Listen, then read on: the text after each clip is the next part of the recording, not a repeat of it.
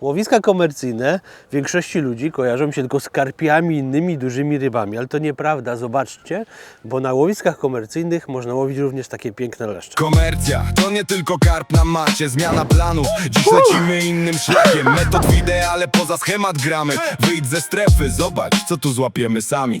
Jestem dzisiaj na komercyjnym łowisku, na łowisku Batorówka. Wielu osobom to łowisko jest znane, w sumie trochę taka legendarna miejscówka pod względem już zawodów komercyjnych. Natomiast ja zawsze przyjeżdżam tutaj tylko i wyłącznie na te zawody od kilku lat, a nie pamiętam kiedy po prostu przyjechałem tak powędkować. I dzisiaj wyszedłem z mojej strefy komfortu, z pewnych przyzwyczajeń, które zazwyczaj robię, kiedy przyjeżdżam nad wodę, kiedy tu bym przyjechał. Złamałem się i łowię na dwie wędki.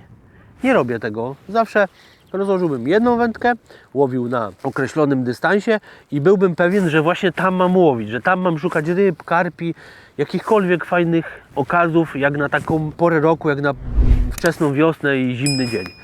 A dzisiaj robię coś innego. Dzisiaj robię wędkowanie na dwa kije.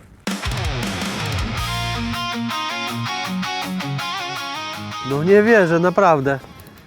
Ja naprawdę cieszę się, że wyszedłem z mojej strefy komfortu, tak jak to powiedziałem zresztą, bo czasami rozwiązania, które są jakby zupełnie inne niż normalnie człowiek by do nich podszedł tak jak co roku, tak jak każdej wiosny, tak jak na każdym wędkowaniu, okazuje się, że są fajniejsze niż ten standard, utarty gdzieś tam w głowie. Tu mam prawdopodobnie leszcza albo karasia. Karp to nie jest, ale mam po prostu rybę, tak? Bo ja się nie spodziewałem, że będę mógł je tak fajnie łowić. To jest karaś. To jest karaś i to minęło 4 minuty. 4 minuty od poprzedniej ryby minęły, żebym złowił kolejną z miejscówki, której w ogóle nie obstawiałem na dzisiejszy dzień. Czekaj kolego, ja Cię tu odpinam. Tu sobie rzucę to. No zobaczcie, grubasek taki. Spokojnie. Nie jest mały, jest taki już grubiutki, fajny karasio. Wypuszczam. Tak? Mogę wypuszczać? Wypuszczam. No uciekaj tam skąd przyszedłeś. Patrz jak się zaciął. To płynie zaraz.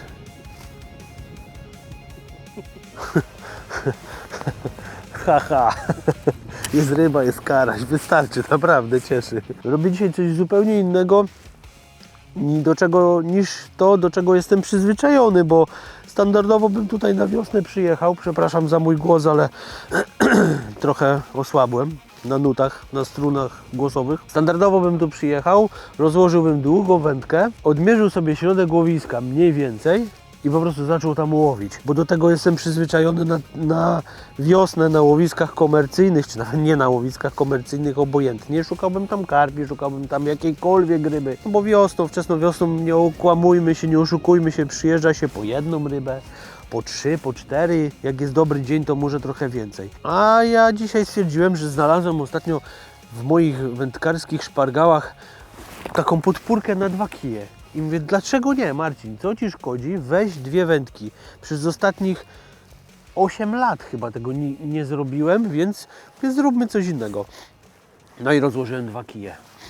No i jednym łowię na środku, a drugim tym, który mam w ręku, krótkim, łowię zupełnie tak z głupia frant, bez klipowania dystansu, bez przemyślenia jaka to jest odległość, po prostu mniej więcej wiem gdzie chcę łowić i nie trzymam się jednego miejsca, tylko rzucam na 16, 18, 20 kilka metrów różnie i na razie tylko tam łowię ryby.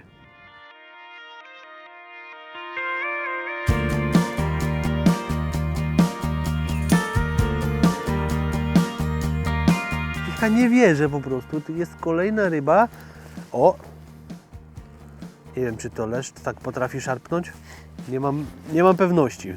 Karaś tak potrafi szarpnąć, więc może to będzie karaś. To jest kolejne branie i kolejna ryba z tego dystansu, którego bym normalnie nie obstawił, na którym bym się nie skupił o tej porze roku, ani na tym łowisku. Po prostu na tym dystansie skupiłbym się gdyby był ciepły maj albo czerwiec. I wtedy bym przyjechał sobie potrenować, poćwiczyć czy posprawdzać to miejsce krótsze z tymi rybami, ale na pewno nie dzisiaj, nie normalnie o tej porze roku i przy takiej pogodzie. Ale gdzieś tam mój głos wewnętrzny mówił: Marcin, weź tą podpórkę na dwie wędki. No i wziąłem, no i łowię, tak? Łowię z tego dystansu właśnie krótszego. Tylko żeby go nie spiąć, bo tu niestety jest bardzo płytko po tej stronie i tu trzeba nisko trzymać kij i żeby nie stresować tej ryby, żeby ciągnąć ją bardzo przy dnie, wtedy ona nie próbuje... O, coś się jeszcze za górną płetwę zaczepił. Ja pierniczę, zaczepił mi się. Dobra, wyszedł. Żeby ona wtedy nie chciała uciekać, bo kiedy jedzie się z nią po dnie, ona jest troszeczkę spokojniejsza i nie chce tak odskoczyć. Dobra, jest normalnie zaczepiony w pyszczek. Niewielki karpik, piękny. I tu znowu z krótkiego dystansu. Po prostu wow!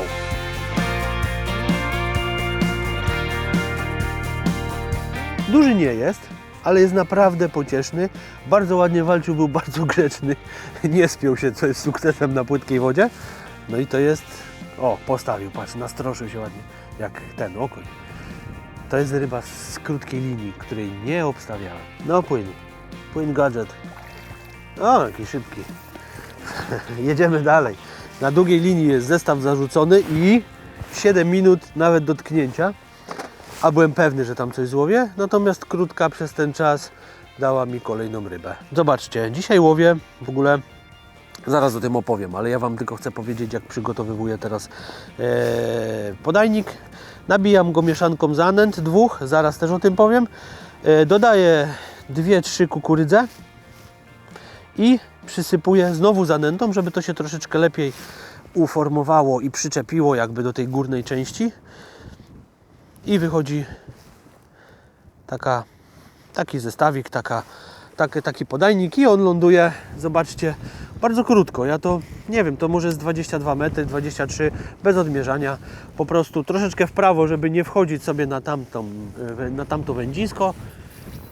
Łapię tylko szpulę ręką i pozwalam teraz jakby podajnikowi spokojnie opaść w miejsce, w które wpadł, żeby się nie rozwalił, bo gdybym go zatrzymał, zahamował i nie dał mu opaść na żyłce, to on mógłby mi się tam rozwarstwić, zanim dopadnie do dna, zanim doleci do dna. Natomiast teraz ładnie go, nie napinając nadal żyłki, ustawiam na podwójnej podpórce. Zresztą widzicie, tu jest nowiutki zestaw, nieużywany. To widać, że nie łowię w ten sposób, a tu jest starowinka taka z poprzednich lat. No i jestem gotowy już do wędkowania na 2 kije. Długi na 54 metry i krótki na wyczuć. Cisza nad wodą, tylko szczytówka gada. Nie patrz w schemat, tu się akcja układa. Nie każdy strzał to karp i o to chodzi. Metod robi selekcję, wynik sam przychodzi. Oprócz wędkowania na 2 kije, na 2 wędki, prowadziłem jeszcze jedną zmianę do mojego podejścia na takie wiosenne wędkowanie. Zimna woda, chłód, tak trochę słońca, ale większość dnia jednak jest pochmurna. Mianowicie przygotowałem jasną zanętę. Natomiast dlaczego? No ja chcę łowić karpie, ja chcę łowić duże leszcze i ostatnie lata dały mi tak do myślenia, że wcale to nie jest tak, że chyba muszę mieć zawsze tą zanętę w kolorze ciemnym. Być może gdybym chciał łowić jakieś inne ryby, takie, które boją się wpłynąć na tą jasną plamę, to może bym użył jednak tej zielonej czy czarnej, ale dzisiaj mówię, no nie, zróbmy coś, co jest po prostu przeznaczone do łowienia ryb komercyjnych, co jest przeznaczone do łowienia jak największych, możliwie jak największych sztuk i zrobiłem zanętę po prostu jasną. Przygotowałem przede wszystkim moją przez ostatnie 1,5 czy 2 lata ulubioną zanętę Biscuit and Corn Sonu Bites.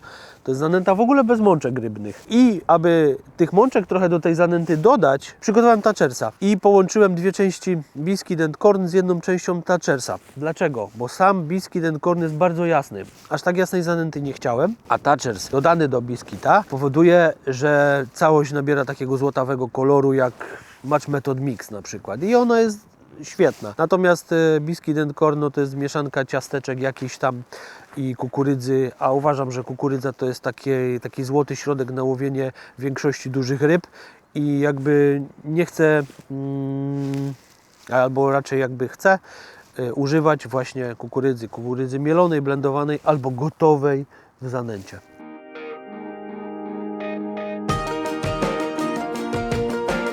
Ale znowu to jest krótka linia.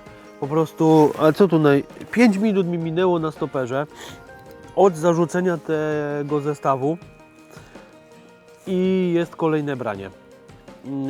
Naprawdę, gdybym normalnie łowił, to bym sobie siedział na tej linii długiej i zastanawiał się, co robię nie tak, że nie mam ryb. No przecież wszystko zrobiłem tak jak zawsze. No właśnie. A może czasami trzeba zrobić coś inaczej niż zawsze. To jest leszcz. To nie jest ogromny karp, ani duży karaś. To jest po prostu leszcz. Ale ja nie wiem dlaczego, ale ja lubię łowić leszcze na metodę. Zobaczcie. Już go jakoś podniosę. Grzecznie. Taki leszek. Ładnie zahaczony normalnie w warę. Więc on się połaszczył na kuleczkę przynętową z sodu. To będzie samica chyba, bo tu robi nam takie kuku. I nie ma wysypki, nie ma... To są te zewnętrzne objawy wewnętrznych potrzeb. Nie ma takich jak miałby samiec. Prawdopodobnie. Nie denerwuj się, zaraz się wypuszczę. Taki leszcz. No! Taki leszcz. Ładny kolor mają tutaj te leszcze. Co prawda ogon mógłby mieć dłuższy. Dobra, już idziesz do wody. Co prawda ogon mógłby mieć dłuższy i bardziej okazały, ale bardzo ładna ryba. No uciekaj. No ładny. Nadal ma ochotę do życia jeszcze. Fajnie. Naprawdę. I która to jest moja ryba? Trzecia. Ja raz nie kliknąłem. Czwarta ryba. Nie wiem ile jesteśmy godzinę. Może godzinkę. Czwarta ryba z linii, na którą nie obstawiałem, tak? Więc gdybym miał się skupić na tym dystansie standardowym, siedziałbym pewnie godzinę po prostu bez ryby i liczył na to, że coś złowię za jakiś czas. A teraz z krótkiej linii mam kolejną rybę. Jednego karpia, 2 leszcze i karasia. No, czwarta ryba, dobrze mówię, czwarta ryba. Naprawdę można sobie zaoszczędzić, a właściwie fajnie czas zagospodarować, łowiąc na 2 liniach, bo gdybym przyjechał z Krzyśkiem, z jakimś innym kolegą, z Mańkiem, z Januszem, z kimkolwiek, moglibyśmy testować pewne rzeczy na 2 liniach, ale że jestem sam, muszę, a właściwie chcę zrobić to zupełnie tak, żeby mieć rozpoznanie, co się dzieje na różnych częściach wody i dzięki temu mogę łowić te leszczyki i karasie. Zobaczcie, zakładam taką kulkę, to jest Specials, 8 mm Sonubajca, ona ma 3 barwy. Jeśli nie wiem, co może danego dnia działać, a są tutaj takie konkretne kolory, które zazwyczaj się sprawdzają, czyli taki róż, żółć i pomarańcz i nie wiem, która miałaby z nich zadziałać, zakładam trójkolorową kulkę i od niej jakby rozpoczynam dzień. Jak działa, to tak zostawiam. Jeśli nie, to dopiero szukam innych rozwiązań. Muszę jakby poprawić swoje szanse na wynik z tej długiej linii, bo tam się nic nie dzieje. Zakładam moją ulubioną kulkę, czyli tą trójkolorową. Wbijam to na bagnet. Zawsze staram się różowym w bagnet, a tym żółtym i pomarańczowym, żeby były bardziej wyeksponowane. Nie wiem, tak, mam wrażenie, że to są fajniejsze dla mnie kolory. I troszeczkę zanęty, wbijam ją do środka, zasypuję. Ja bardzo wierzę w kukurydzę, w ogóle w wędkowaniu jakiejkolwiek ryby. I teraz, żeby poprawić, spróbować poprawić swoje szanse, mam taką zalewkę. To jest zalewka Sonubajca, a właściwie nie zalewka, to jest taki dżemik o nazwie karp. Nie wiem, czym to pachnie, jak ciasto u cioci w latach 70. albo 80., serio, ale może ma jakieś dobre działanie. I fajne jest w tym to, że taki podajnik wkładam do środka cały. Zobaczcie, zalany cały, normalnie się zrobiła taka glazura na tym podajniku, to nie spada, może tam jakaś 1, 2, 3 krople gdzieś tam spadną, ale ja mam taką pewność, że po prostu on jest cały tym zabrudzony, wpada do wody i ten zapach roznosi w słupie, na dnie, więc jak zupełnie się nic nie dzieje, to warto coś spróbować przekombinować. Może akurat poprawi to wynik w danym dniu czy na danym łowisku, tak? Zapach jest na tyle uniwersalny, że wszystkie karpiowate go lubią, więc śmiało można spróbować.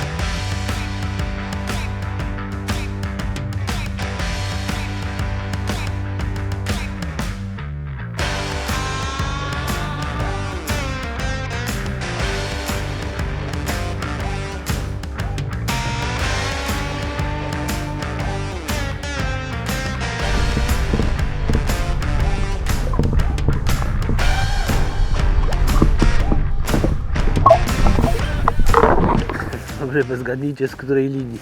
Chwilę na zdjęcia mieliśmy, bo to jest lin, to jest tak piękny lin, zobaczcie.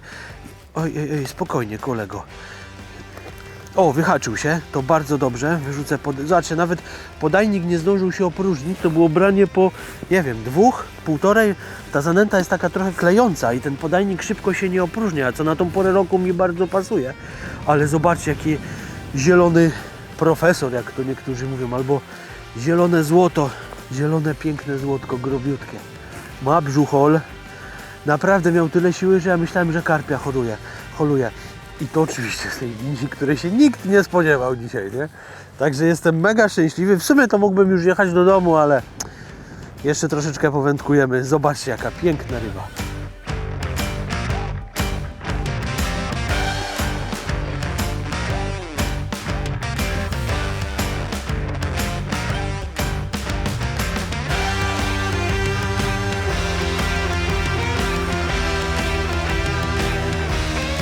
Wypuszczam go, jest przepiękny. Naprawdę poprawił mi humor. Jestem trochę chory, ale w ogóle nie czuję takiego zmęczenia ani temperatury. Jest piękny i to z krótkiej linii. I pomyślcie sobie, że to jest łowisko komercyjne, na którym jest taka różnorodność ryb. To nie jest tak, że przyjeżdżacie po karpie. Tutaj właśnie to mi się podoba i to lubię, że mogę złowić każdą rybę. W sumie to się nie spodziewam tak do końca, co złowię, ale po prostu łowię. Super sprawa. Mam nadzieję, że jeszcze uda mi się jakieś zupełnie inne ryby złowić. W sumie nie złowiłem jeszcze jazia i klenia. Tak bym sobie życzył. Jesiotra i amura. Także jeszcze reszta dnia przed nami.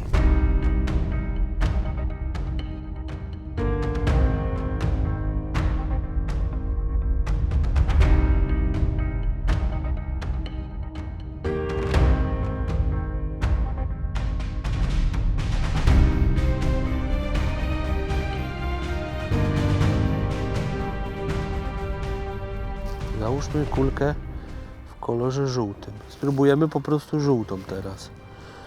Mogę? Mogę. Damy tutaj, zasypiemy zanętą. Ładnie to wyciśniemy. Ja patrzę cały czas na tą drugą wędkę. I taki mam pomysł, żeby wziąć 2-3 kukurydze, włożyć ją tutaj, trochę zanęty, żeby się kleiła całość i ścisnąć. Cały czas patrzę na drugą wędkę, bo ona dzisiaj tam jest bardziej aktywna niż ta. Dociskam jeszcze, bo ten zestaw i tak leży dłużej tam na dnie. Mam takie nie Oreo.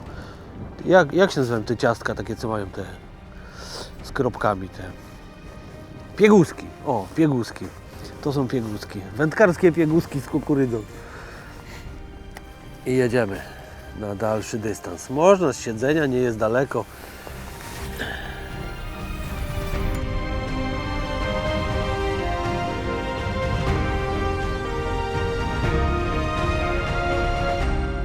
Mamy rybę z długiej linii w końcu. To karaś to nie jest i leszcz chyba też nie, chyba że jakiś duży karaś, chociaż wątpię. Moim zdaniem to jest karp taki, no taki średniak. Ja mam wrażenie, słuchajcie, że na tej dłuższej linii mam szansę na rybę, na taką dużą rybę, na konkretną rybę, taką, po którą chciałbym tu przyjechać, po którą chciałem tu przyjechać. Może to jeszcze nie jest ta, aczkolwiek jest już fajniejsza prawdopodobnie niż ryby, które łowię do tej pory z tej linii krótkiej. Czyli jakby tam jest jakość i czas oczekiwania, a tu jest ilość, tempo, dobra zabawa na tej krótkiej. No tutaj trochę się trzeba nacholować, to są 54 metry, a robię to powoli, nie będę się tutaj za szybko za szybko nie będę jej zwijał. Większe szanse, że ją wyholuję, nigdzie mi się nie śpieszy, mam czas. Chciałbym ją po prostu złowić. No te zmiany, które wprowadziłem, myślę, że jakieś znaczenie mają. No to kulka trzykolorowa, o której mówiłem, uważam, że jest super, petarda na wiele pór roku i na niezdecydowaną sytuację, kiedy nie wiemy, jak jej użyć. No i ten dodatek zapachowy, jednak chyba w zimnej wodzie, kiedy ryba jest trochę bardziej ospała, jakiś zapach, jakiś aromat powoduje, że może się czymś bardziej zainteresują i wpłyną w nasze łowisko. I mam wrażenie, że tak właśnie było, bo przecież do tej pory siedziałem tam bez brania. No, myślę, że 3 kg, 3,5 na drugim końcu zestawu. Po jednej stronie jestem ja, a po drugiej ryba. A już jest bliziutko. Jest dobrze. Może to jest duży karaś. Nie, to będzie karp. Tam widzę jakąś płetwę grzbietową, karpiową. Przepraszam, ale coś mnie to gardło tam pobolewa.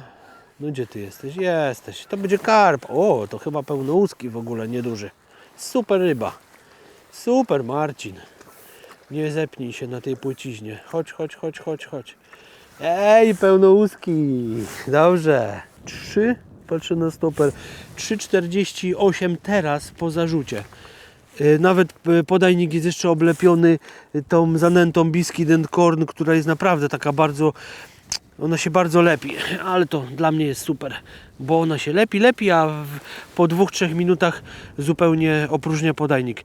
3,48 po holu, więc ta ryba wzięła po minucie. Zobaczcie, jaka paleta.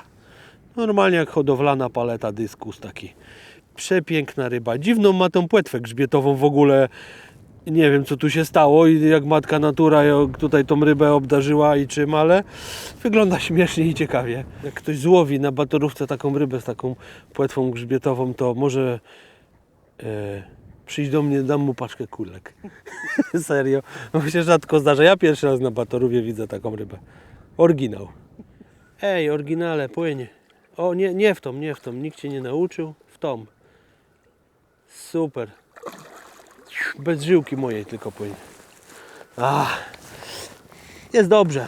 Naprawdę jestem zadowolony, bo jakby wszystko składa mi się w pewną koncepcję, która przynosi efekty. Jakość na środkowej linii po dodaniu zapaszku. To naprawdę myślę, że to miało znaczenie jednak. I ilość na linii krótkiej. Ilość liny, leszcze, karasie, wszystko co tam sobie kto wymyśli, a fajna ryba na środku. Mam nadzieję, że jeszcze uda mi się jakąś złowić, bo może to tylko przedwstęp do całości, do zwieńczenia filmu, ale generalnie rzecz biorąc myślę, że tam coś się jeszcze czai, po co muszę sięgnąć podajnikiem. Zobaczcie, powiem Wam jeszcze coś na temat jakby tego ułożenia tych moich wędzisk, tylko odłożę ten kij i zatnę na drugiej wędce rybę. Przepraszam bardzo.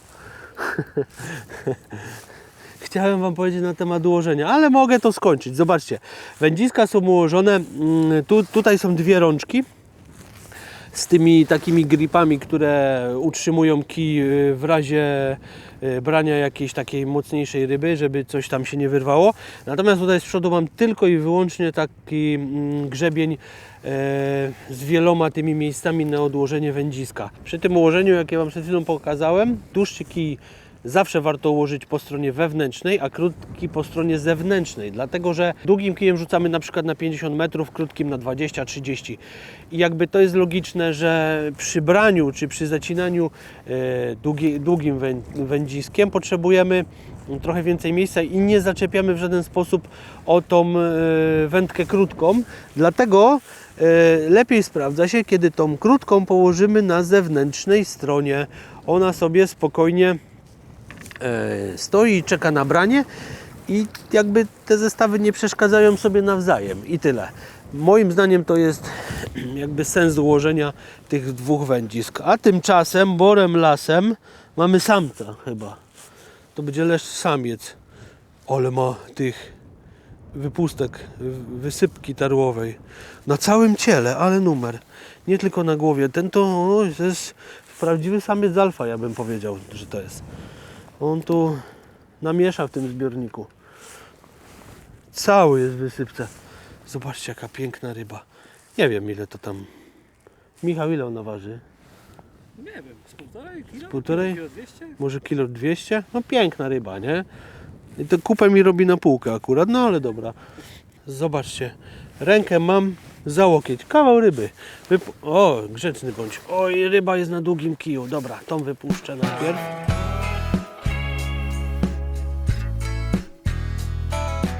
I zobaczcie, to jest właśnie to, o czym mówiłem wcześniej, czyli kij długi jest po stronie zewnętrznej. W ogóle tam chyba coś się dzieje, albo coś przepływa, albo jest branie. A kij krótki kładę sobie delikatnie po stronie, ten jest po wewnętrznej, a ten kładę po zewnętrznej. I one tak komicznie wyglądają, niby trochę nierówno, ale tu wszystko jest tak jak należy, czyli jeden kij drugiemu nie będzie przeszkadzał przy braniu.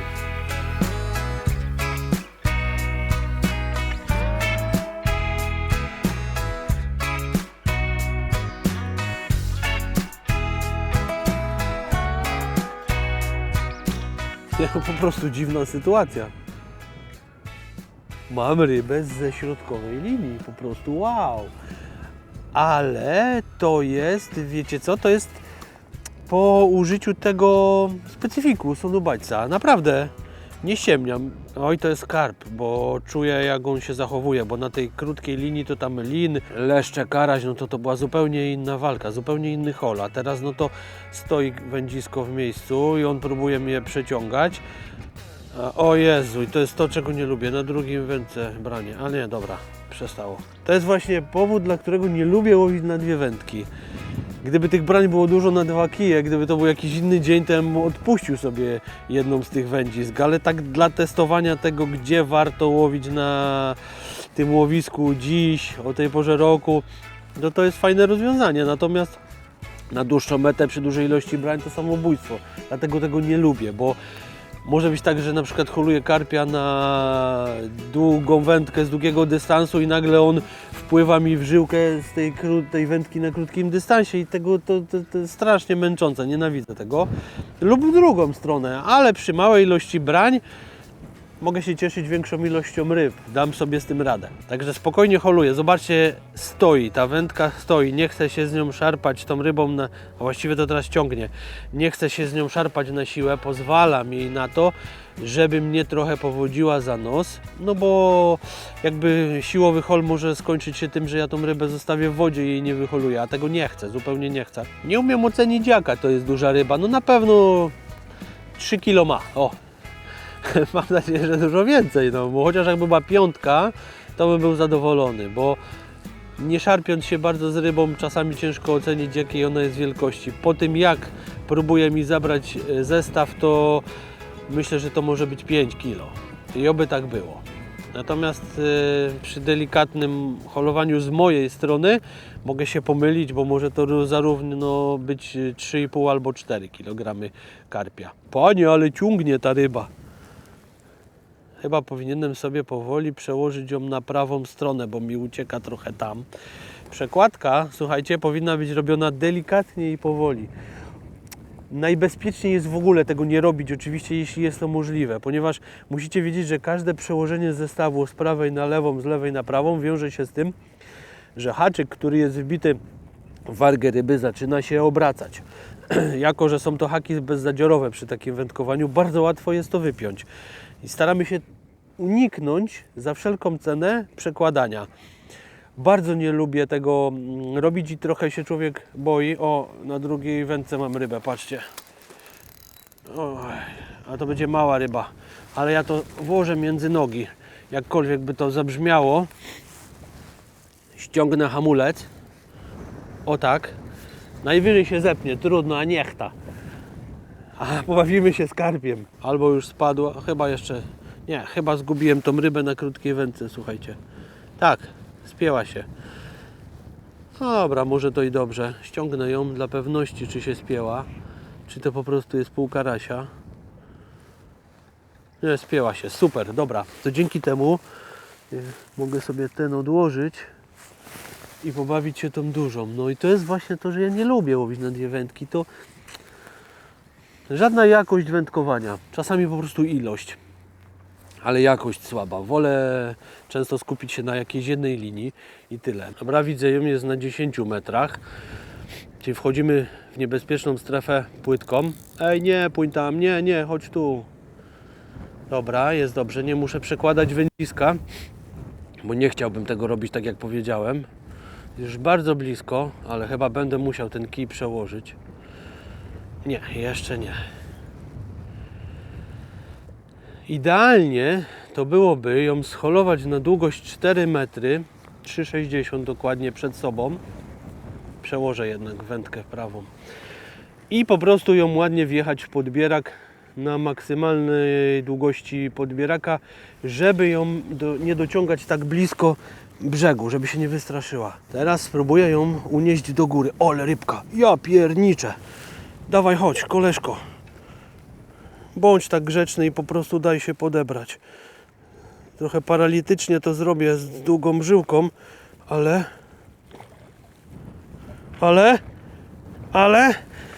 jest! Ale jajka. Naprawdę, ja myślałem, że to będzie mniejsza ryba. Mówiłem, 3 kilo to ona ma. No ma, nie kłamałem, nie? Ale zobaczcie na ten pomarańczowy kolor. Piękna. Nie, ale mi się buzia cieszy. Serio. Zobaczcie, jaka piękna ryba. Boję się jej wysoko podnieść. Trochę podniosę. Taki, ale klocek, ile on tam się nażarł. Piękny jest, co? Naprawdę, kiedy przyjeżdża się na łowisko o tej porze roku i na potwierdzenie własnych słów łowi taką rybę, to dzień staje się lepszy. Jest piękna.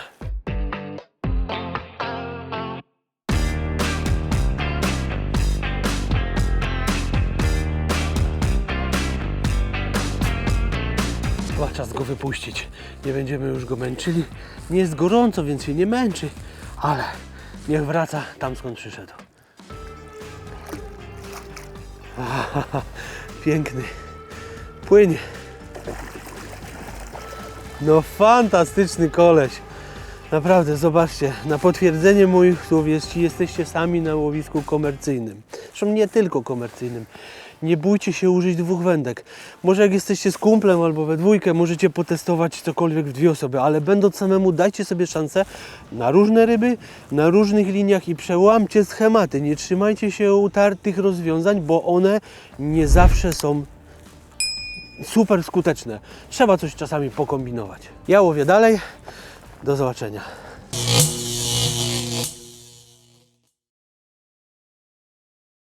Usiadłem jeszcze na chwilę, zobaczcie.